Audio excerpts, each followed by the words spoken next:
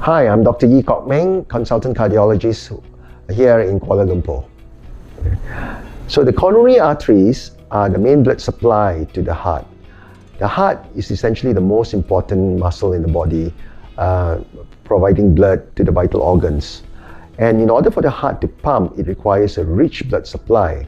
And the coronary arteries provide the oxygen and nutrients for the heart to function. The coronary arteries are made of the left and right coronary artery circulation.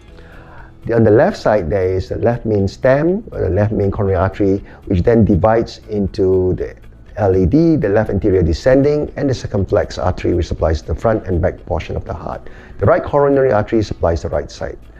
What's unique about the left main stem, or the left main artery, is the fact that it is the most important vessel because it supplies the huge area of the heart. It basically has a huge myocardium coverage. So it's different from the other vessels because it supplies a very big portion of the heart. For example, my analogy would be that of a tree trunk. It's like the main trunk that supplies all the branches of the tree. So if that gets blocked, a patient may potentially have a serious heart attack. So when we talk about coronary artery disease, what we're referring to is a atherosclerotic process where the arteries get blocked up. When the arteries get blocked up, it may occur either in the right arteries or one of the left-sided blood vessels or one of its tributaries. What distinguishes the left main artery from the other arteries is the fact that the left main, as I said earlier, supplies a vast portion of the heart muscle. So there's a lot of myocardium at risk. So left main PTCA or left main angioplasty is in a way a high-risk angioplasty procedure, a much more complex procedure compared to, say, angioplasty to the other vessels, like the angioplasty to the right coronary arteries, for example. So left main stem angioplasty is different and much more challenging than angioplasty to the other vessels because the left main artery is basically the most important vessel. It supplies the biggest portion of the heart. It supplies the main pump, the left ventricle, and there is very little room for error because if anything goes down or with the left main artery, the patient may potentially have a large or fatal heart attack. So angioplasty to the left main stem is a challenging procedure.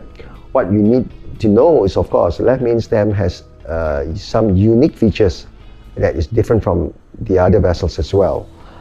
For example, the left main stem is, as I said, is a big branch. So there is often a size mismatch between the left main compared to the other arteries. And sizing the appropriate stent size itself needs to be accurate because we can't afford to have a stent that is suboptimal.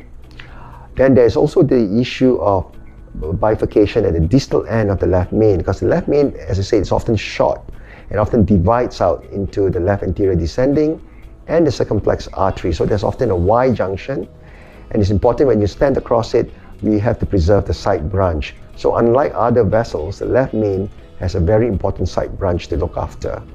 And that may often mean that we may even sometimes have to use two stents, what we call bifurcation stenting.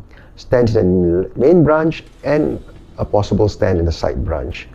And that in itself can have some technical challenges in terms of manipulating two wires, two balloons, kissing stents in order to complete the procedure. So a lot of technical challenges goes into it. And of course, to optimize the results with left main stem angioplasty, we often have to use newer technologies such as intravascular ultrasound, which allow us to image the left main through ultrasonic guidance from inside the arteries itself to gauge the vessel size and to gauge that there is optimal expansion of the stent in order to have a durable and safe long-term results. So the rate of recurrence in the left main is actually much lower than angioplasty to other vessels. So that's the good news. But there is a possibility that if you were to stent across the Y junction and you need two layers of stents there, then there is of course a slightly higher incidence of stent re-narrowing, particularly at the junction point of the Y junction. Yeah? So usually long-term results are very good. The recurrence of a re-narrowing procedure over a year could be less than 5%. So With the current advent in technology, patients with left main stem disease can have a choice of either going for a bypass surgery or an angioplasty approach. Provided the hospital or center has the facilities and the technology and experience in dealing with angioplasty to the left main, then the option of left main angioplasty can be offered to patients, for suitable patients.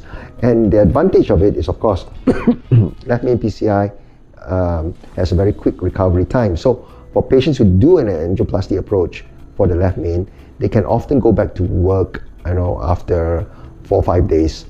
Normally they come into the hospital, they get discharged the following day, and I advise them to rest for 3-4 days. Within 5 to 7 days, they can go back to driving, to work, to normal exercises.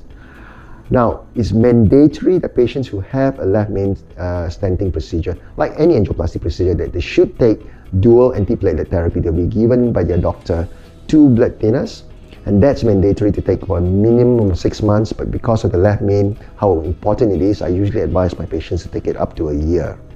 So 2 blood thinners for a year, and thereafter I would stop 1, and these patients would then be on long-term either aspirin or clopidogrel plus a statin for their cholesterol as a bare minimum.